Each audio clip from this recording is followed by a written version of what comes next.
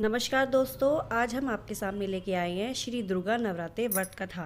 व्रत करने की विधि। इस व्रत में उपवास या फलाहार आदि का कोई विशेष नियम नहीं। प्रातःकाल उठकर स्नान करके मंदिर में जाकर घर पर ही नवरात्रों में दुर्गा जी का ध्यान करना चाहिए। कथा पढ़नी चाहिए। कन्याओं के लिए ये व्रत विशेष फलदायक है। श्री जगदम्बा की कृपा से सब विघ्न दूर होते हैं। कथा के अंत में बारंबार दुर्गा माता तेरी सदा ही जय का उच्चारण करें। कथा प्रारंभ। बृहस्पति जी बोले, हे ब्रह्मा जी, आप अत्यंत बुद्धिमान, सर्वशास्त्र और चारों वेदों को जानने वालों में से श्रेष्ठ हैं। हे प्रभु, कृपा करके मेरा वचन सुनो। चैत्र अश्विन माघ और आषाढ़ मास के शुक्ल पक्ष में नवरात्रि का व्रत और उत्साह क्यों किया जाता है? हे भगवान, इस व्रत का क्या फल है? किस प्रकार करना उचित है? और पहले इस व्रत को किसने किया है, सो विस्तार से कहो। बृहस्पति जी का ऐसा प्रश्न सुनकर ब्रह्मा जी कहने लगे, हे बृहस्पति जी, प्राणियों के हित करने की इच्छा से तुमने बहुत ही अच्छा प्रश्न किया है। जो मनुष्य मनोरथ पूर्ण करने वाली दुर्गा महादेवी सूर्य नारायण का ध्यान करते हैं, वे मनुष्य धन्य हैं। यह नवरात्रि व्रत संपूर्ण कामनाओं को पूर्ण करने वाला है। इसके करने से पुत्र चाहने वाले को पुत्र और धन चाहने वाले को धन, विद्या चाहने वाले को विद्या और सुख चाहने वाले को सुख मिलता है। इस व्रत को करने से रोगी मनुष्य निरोग हो जाता है और कारागार में पड़ा हुआ मनुष्य बंधन से छूट जाता है। मनुष्य की तमाम विपत्तियां दूर हो जाती हैं और उसके घर में संपूर्ण संपत्तियां आकर उपस्थित हो जाती है। बंदे और काक बंदे के इस व्रत के करने से पुत्र हो जाता है। समस्त पापों को दूर करने वाला इस व्रत के करने से ऐसा कौन सा मनोरथ है जो सिद्ध नहीं होता? यदि व्रत करने वाला मनुष्य सारे दिन का उपवास ना कर सके तो एक समय का भोजन करे और उस दिन बंधुओं सहित नवरात्रि व्रत की कथा का स्मरण करे। हे बृहस्पति, जिसने पहले इस महाव्रत को किया है उसका पवित्र इतिहास मैं तुम्हें सुनाता हूँ, तुम सावधान होकर सुनो। इस प्रकार ब्रह्मा जी के वचन सुनकर बृहस्पति जी बोले, हे ब्रह्मा जी, मनुष्य को कल्याण करने वाले इस महाव्रत को इतिहास को मेरे लिए कहो। मैं सावधान होकर सुन रहा हूँ। आपकी शरण में आए हुए मुझ पर कृपा करो। ब्रह्मा जी बोले, पीठित नाम के मनोहर नगर में एक अनाथ नाम का ब्राह्मण रहता था। वह भगवती दुर्गा का भक्त था। उसके संपूर्ण सद्गुणों से युक्त मानो ब्रह्मा की सबसे पहली रचना हो, ऐसी यथार्थ नाम वाली सुमति नाम की एक अत्यंत सुंदर कन्या पैदा हुई। वह कन्या सुमति अपने घर के बालकन में अपनी सहेलियों के साथ क्रीड़ा करती हुई इस प्रकार बढ़ने लगी जैसे शुक्ल पक्ष में चंद्रमा की कला बढ़ती है। उसका पिता प्रतिदिन दुर्गा जी की पूजा और होम किया करता था। उस समय वह भी नियम से उपस्थित होती थी। एक दिन वह सुमति अपने सखियों के साथ खेलने लग गई और भगवती के पूजन में उपस्थित नहीं हुई। उसके पिता को पुत्री की ऐसी असावधानी देखकर क्रोध आया और पुत्री से कहने लगा कि हे दुष्ट पुत्री, आज प्रभात से तुमने भगवती का पूजन नहीं किया। इस कारण मैं किसी कुष्ठी और दरिद्र मनुष्य के साथ तेरा विवाह करूंगा। इस प्रकार कुपित पिता के वचन सुनकर सुमति को बड़ा दुख हुआ और पिता से कहने लगी कि हे पिताजी, मैं आपकी कन्या हूँ, मैं आपके सब तरह से अधीन हूँ। जैसा आपकी इच्छा हो मेरा विवाह कर सकते हो। होगा वही जो मेरे भाग्य में लिखा है। मेरा तो उस पर पूर्ण विश्वास है। मनुष्य ना जाने कितने मनोरथ का चिंतन करता है, पर होता वही जो भाग्य में विधाता ने लिखा है। जो जैसा करता है उसको फल भी उस कर्म के अनुसार मिलता है, क्योंकि कर्म करना मनुष्य के अधीन है और फल देव के अधीन। जैसे अग्नि में पड़े हुए त्रिडादि उसको अधिक प्रदीपित कर देते हैं, उसी प्रकार उसी तरह अपनी कन्या के ऐसे निर्भयता से कहे हुए वचन सुनकर उस ब्राह्मण को अधिक क्रोध आया और तब उसने अपनी कन्या का एक कुष्ठी के साथ विवाह कर दिया और अत्यंत क्रोध होकर पुत्री से कहने लगा कि जाओ जाओ, जल्दी अपने कर्म का फल भोगो। देखो केवल भाग्य भरोसे पर रहकर क्या करती हो। इस प्रकार से कहे हुए पिता के कटु वचनों को सुनकर सुमति अपने मन में विचार करने लगी कि अहो, मेरा बड़ा दुर्भाग्य है जिससे मुझे ऐसा पति मिला। इस तरह अपने दुख का विचार करती हुई वह सुमति अपने पति के साथ वन चली गई। वह भयानक वन में कुशायुक्त उस स्थान पर उन्होंने वह रात बड़े कष्ट से व्यतीत करी। उस गरीब बालिका की ऐसी दशा देखकर भगवती पूर्व पुण्य के प्रभाव से प्रकट होकर सुमति से कहने लगी, हे ब्राह्मणी, मैं तुम पर प्रसन्न हूँ।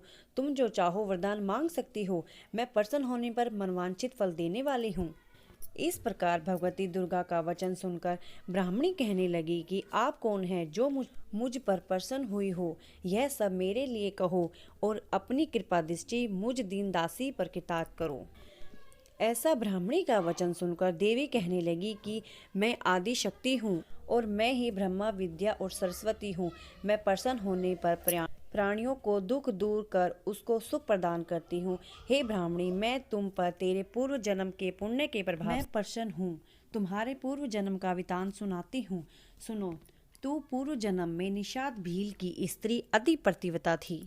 एक दिन तेरे पति निषाद ने चोरी की। चोरी करने के कारण तुम दोनों को सिपाहियों ने पकड़ लिया और ले जाकर जेल खाने में कैद कर दिया। उन लोगों ने तेरे पति को ना ही जल दिया ना भोजन दिया। इस प्रकार नवरात्रि के दिनों में तुमने ना तो कुछ खाया और ना ही जल पिया, इसीलिए 9 दिनों तक नवरात्रि व्रत हो गया।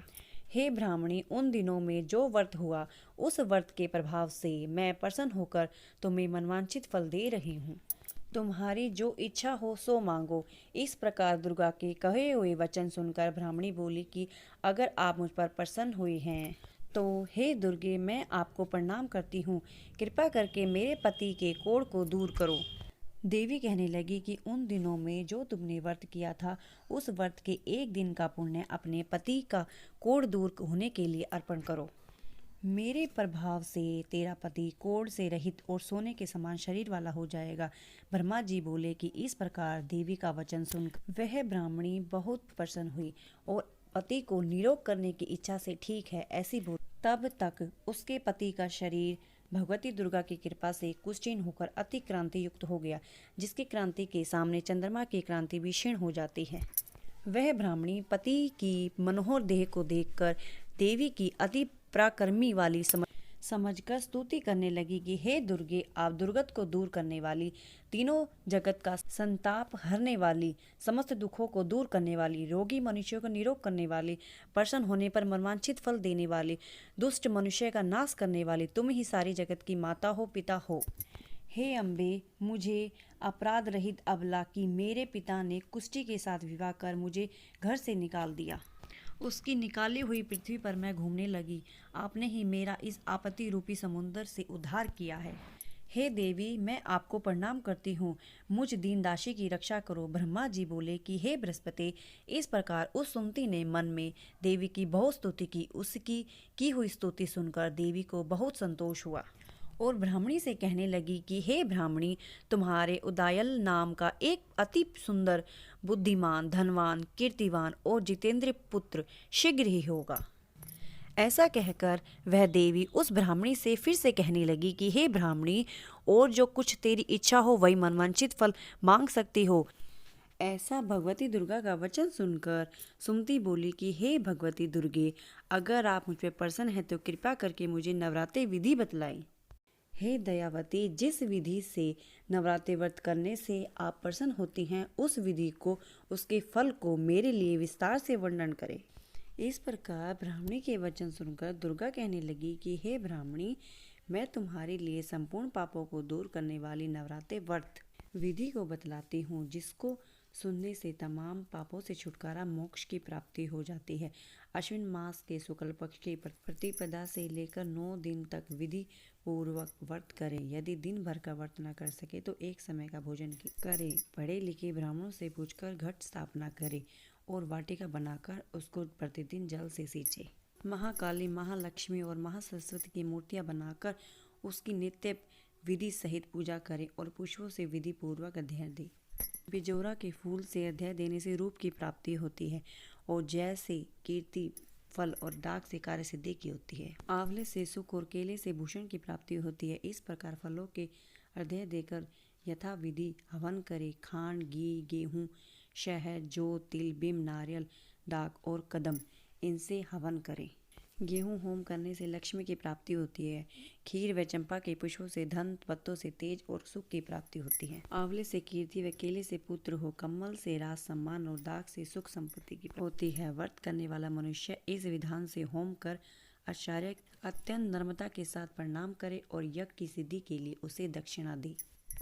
इस महाव्रत को पहले बताई हुई विधि के अनुसार जो भी करता है उसके सब मनोरथ सिद्ध हो जाते हैं। इसमें तनिक भी शंका नहीं है। इन 9 दिनों में जो कुछ भी दान आदि दिया जाता है वो आगे उसका करोड़ों गुना फल मिल जाता है। इस नवरात्रि के व्रत करने से ही अश्वमेध का यज्ञ का फल भी मिलता है। हे ब्राह्मणी, इस संपूर्ण कामनाओं को पूर्ण करने वाले उत्तम व्रत को तीर्थ, मंदिर अथवा घर में ही विधि के अनुसार करे।